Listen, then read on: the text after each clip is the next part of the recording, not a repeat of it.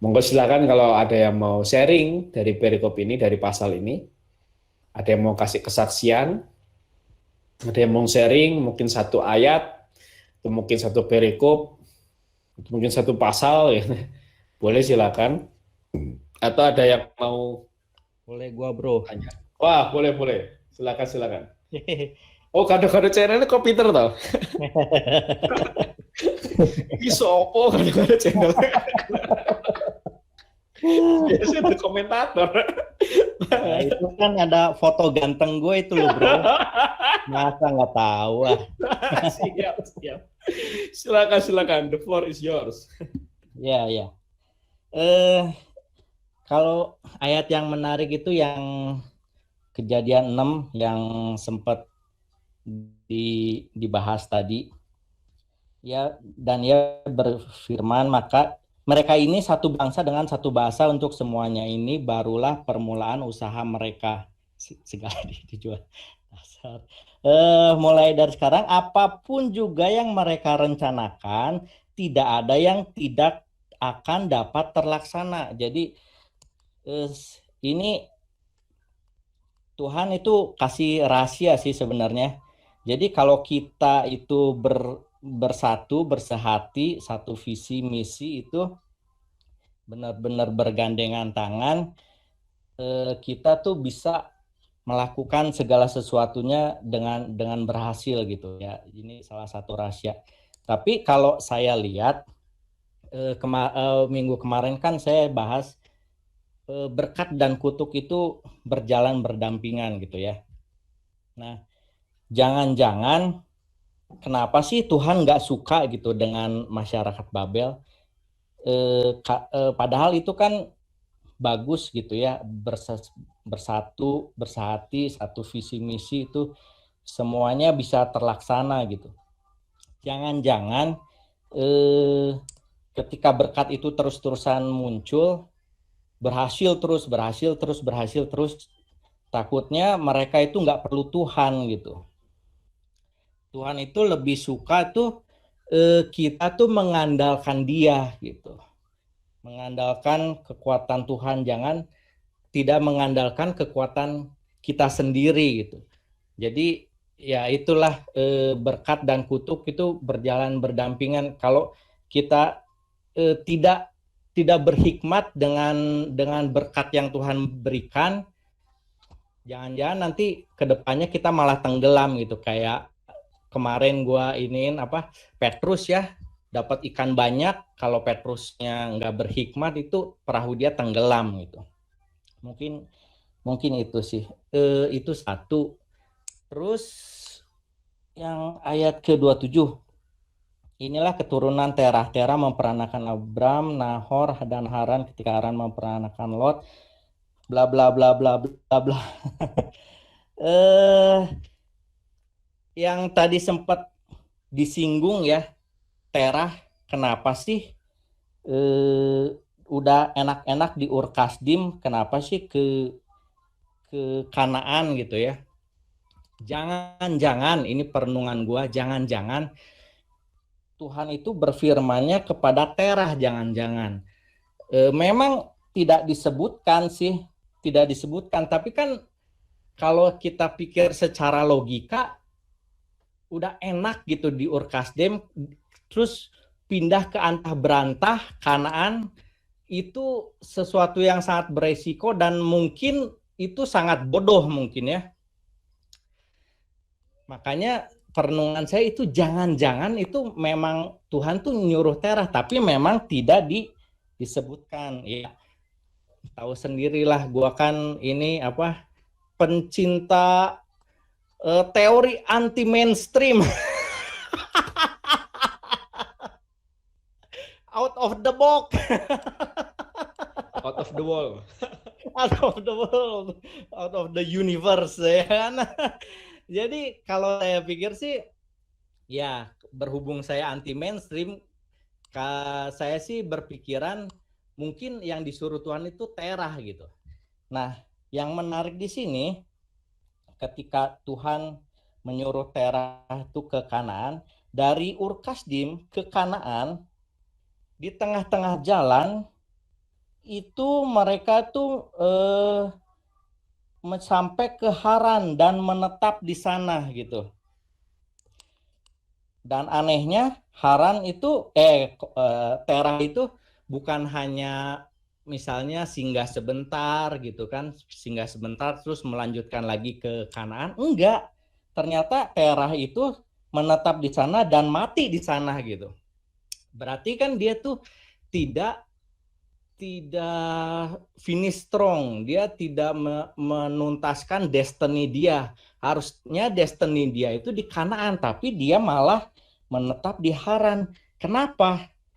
Mungkin dia nggak bisa move on dengan kematian anaknya Haran. Ya kan? Ayat 27, inilah keturunan Terah. Terah memperanakan Abram, Nahor, dan Haran.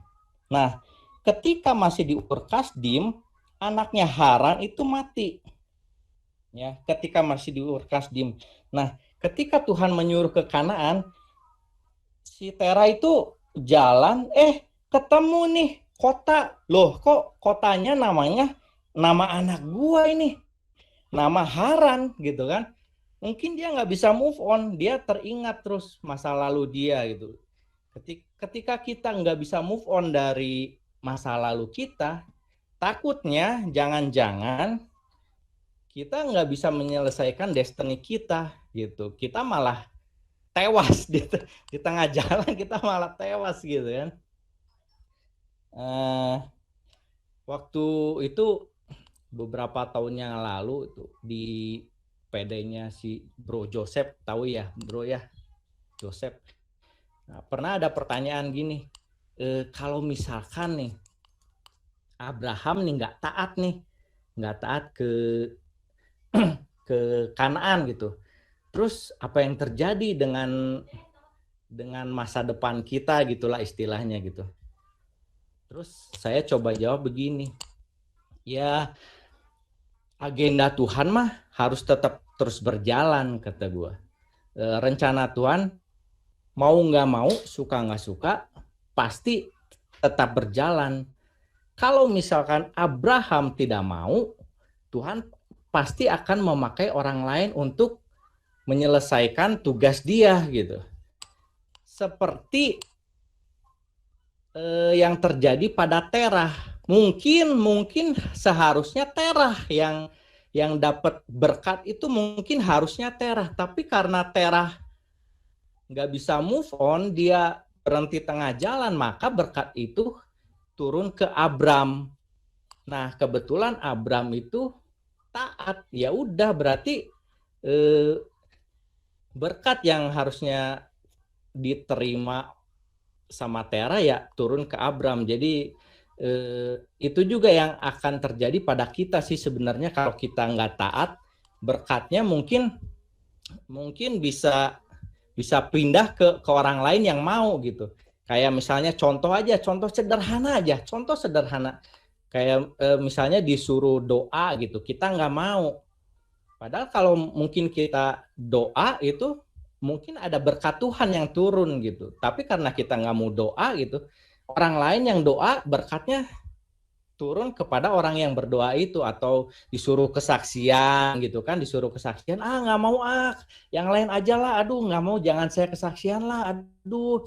Padahal kan ya dalam tanda kutip gitu ya, padahal kan apa susahnya sih, aduh doa, apa susahnya sih kesaksian gitu ya, dalam tanda kutip apa susahnya gitu kan. Daripada berkatnya jatuh ke orang lain, kan kita yang rugi gitu kan. Terus tapi setelah gua renungkan kembali gitu ya, ternyata Tuhan tuh minimal ada dua gitu. Ketika orang itu nggak mau, Tuhan bisa kasih ke orang lain, tapi setelah saya renungkan kembali, Tuhan juga bisa maksa. Itu yang terjadi pada Musa gitu. Musa kan muter-muter gitu ya bro ya. Aduh Tuhan jangan akulah, aduh aku kan berat lidah, bla bla bla bla. Akhirnya Tuhan ngamuk kan itu. Ya istilahnya kan dipaksa kan, ngamuk Tuhan sama Musa gitu. Jadi pokoknya mah agenda Tuhan mah harus tetap jalan. Mau dipaksa, mau alihin ke orang lain, tapi ya lebih baik sih ya nggak lebih baik sih sebenarnya, dua-duanya ya harusnya kita taat seperti Abram sih. Tapi ya dalam tanda kutip lebih baik ya seperti Musa, karena apa? Karena seperti yang doa yang digaungkan Bro Albert terus menerus, paksa kehendakmu jadi Tuhan atas hidup kita. Seperti Musa ya, paksalah kehendakmu jadi gitu. Ya mungkin itu aja sih paling ya bro ya. Apalagi udahlah itu aja lah, thank you bro. Oh, luar biasa, luar biasa. Sekalipun ini teorinya agak sedikit berbeda dengan apa yang akan saya sampaikan, tapi ini sangat sangat bagus sekali. Teorinya ini bagus sekali nih. Saya suka banget teorinya komputer ini. Out of the wall. Tapi ya maksudnya kan ini kan apa, cuma perenungan gua aja sih, karena kalau misalnya beda itu mah ya nggak apa-apa ya, itu mah kita kan saling memperkaya lah ya bro ya, itu mah. Benar, itu aku sangat setuju tuh. Apa perbedaan itu akan saling memperkaya. Itu sekalipun nanti aku akan bagikan, tapi teorinya agak sedikit berbeda dengan komputer. Tapi aku sangat suka dengan teorinya komputer barusan. Aku sangat suka teorinya, luar biasa, gitu ya. Sangat suka. Menarik lah, menarik sekali. Karena memang benar, tadi salah satu poin yang paling menarik adalah waktu komputer bilang rencana Tuhan itu pasti akan terjadi, sekalipun belum tentu dengan orang yang awalnya Tuhan pilih. Ya mungkin dalam kasus ini Terah gitu ya, mungkin awalnya Tuhan pilih, tapi karena dia berlama-lama mungkin di Haran, akhirnya dia tidak sampai ke Kanaan gitu ya, dan itu yang membuat mungkin akhirnya mengalihkan itu ke Abram. Termasuk sebenarnya ya, ini sedikit tadi saya udah cerita banyak sama Mas Kris ya sebelum kita mulai ya. Sebenarnya bahkan pembahasan kitab suci per pasal ini pun saya awalnya tawarkan ke pihak lain gitu. Sebenarnya awalnya tuh Tuhan dorong kuat untuk ini ada, cuman awalnya aku tawarkan ke pihak lain. Ini sedikit sharing ya. Aku tawarkan ke pihak lain, ke pihak yang menurutku lebih ada wewenang, gitu ya, lebih punya banyak resource untuk bisa membahas ini gitu ya. Aku tawarkan ke pihak lain. Cuman pihak lain tersebut tidak menerima, gitu, menolak dengan satu dan alasan yang lainnya gitu ya. Dan tapi ternyata Tuhan desak terus, gitu ya. Tuhan terus ngomong dalam hatiku untuk ya kamu yang harus jalan gitu. Aku berfirman sama kamu, ya kamu yang harus jalan gitu. Jangan kamu serahkan ke orang lain gitu kan. Dan akhirnya aku beranikan diri untuk memulai Jazz Hope ini ya. Kita membahas dari kejadian 1 sampai kejadian 11 kita ya. Entah ini kapan sampai wahyunya. Diperkirakan 7 tahun kita baru sampai wahyu gitu ya. Tapi kita lihat. Ini menarik sekali gitu kan. Dan bisa jadi memang harusnya jadi jatah pihak lain tersebut gitu ya. Ya, karena saya mengerjakan harusnya jadi jatah saya. Saya klaim jatahnya. Luar biasa. Ini aku suka banget dengan teorinya komputer malam hari ini. Luar biasa. Ini sangat sangat memperkaya. Luar biasa. Terima kasih, terima kasih. Monggo silakan yang lain. Yang lain ada yang mau sharing atau mungkin mau meneguhkan juga bisa, mau menambahkan atau mau tanya, mau kasih kesaksian juga boleh. Monggo silakan.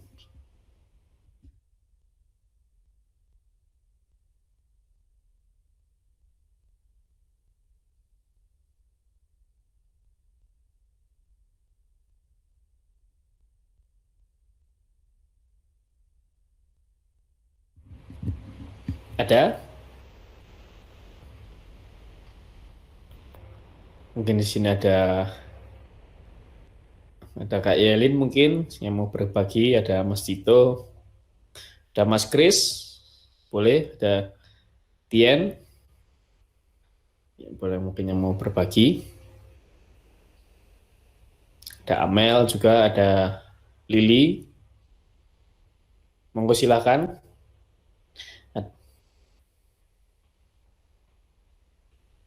Siapa yang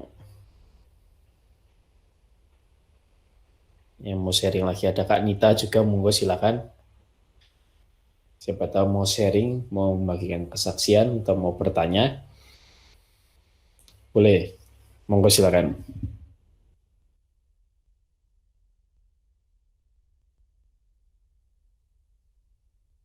Oh, belum masuk, Kak Yelin suaranya belum masuk. Coba di unmute dulu mungkin.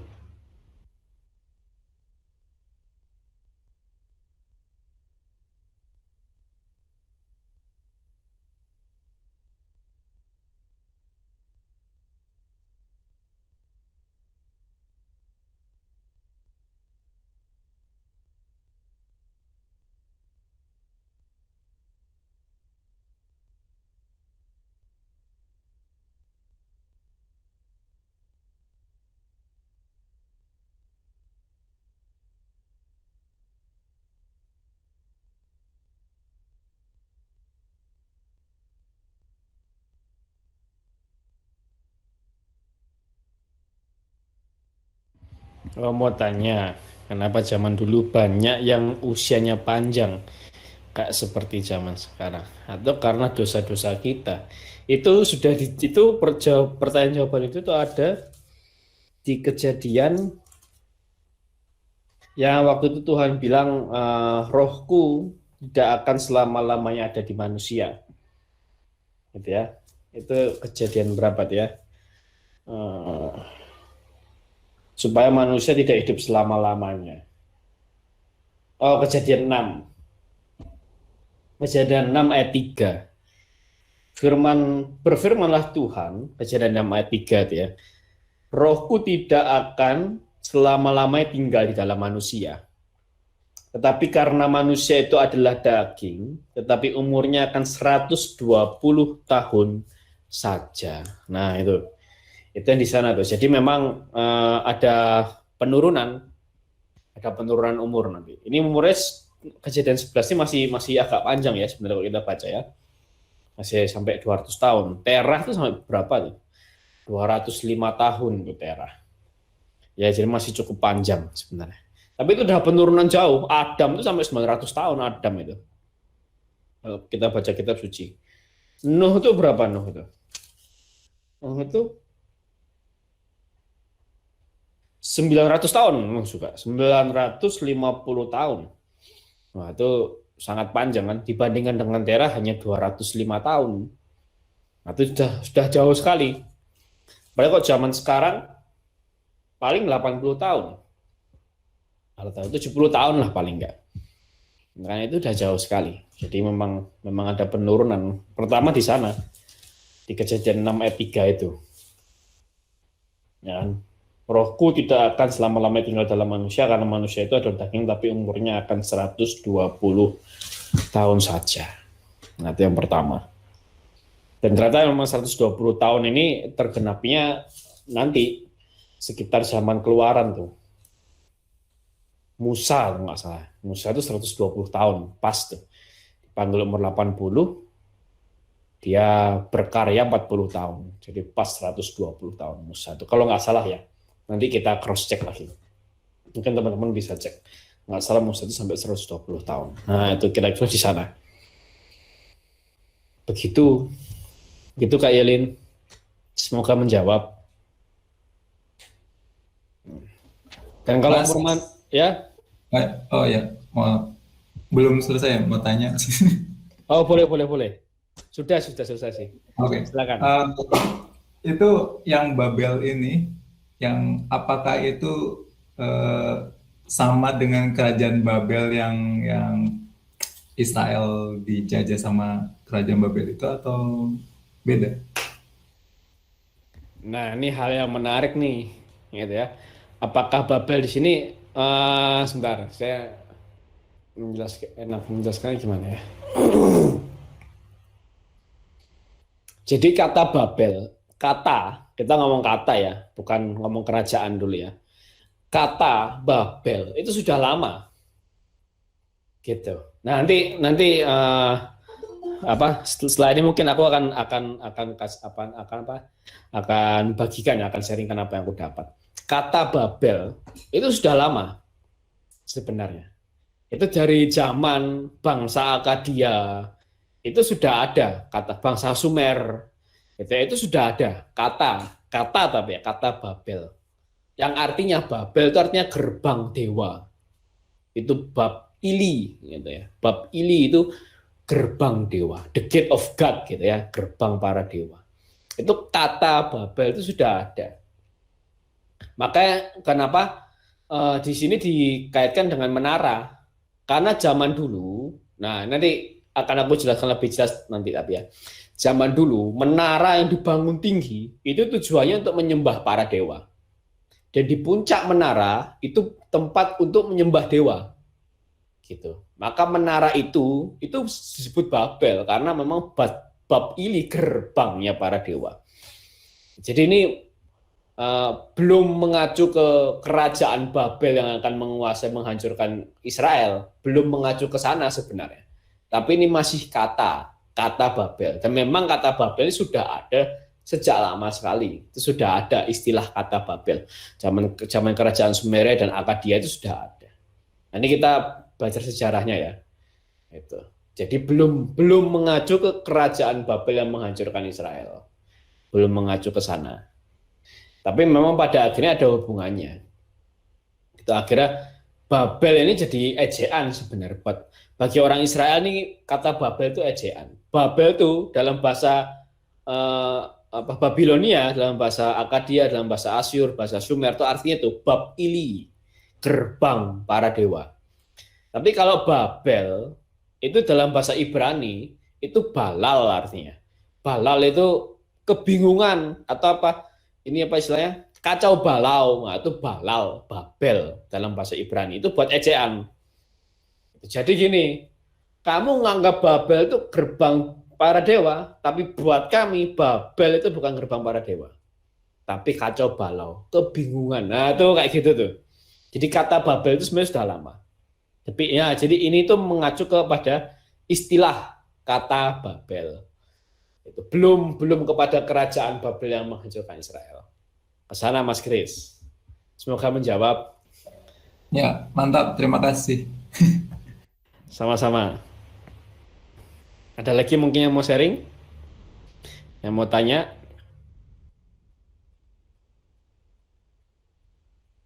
Nah, mungkin sembari menunggu ya.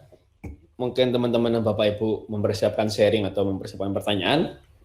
Saya akan sharingkan poin-poin apa yang saya dapat secara pribadi dari pasal kali ini.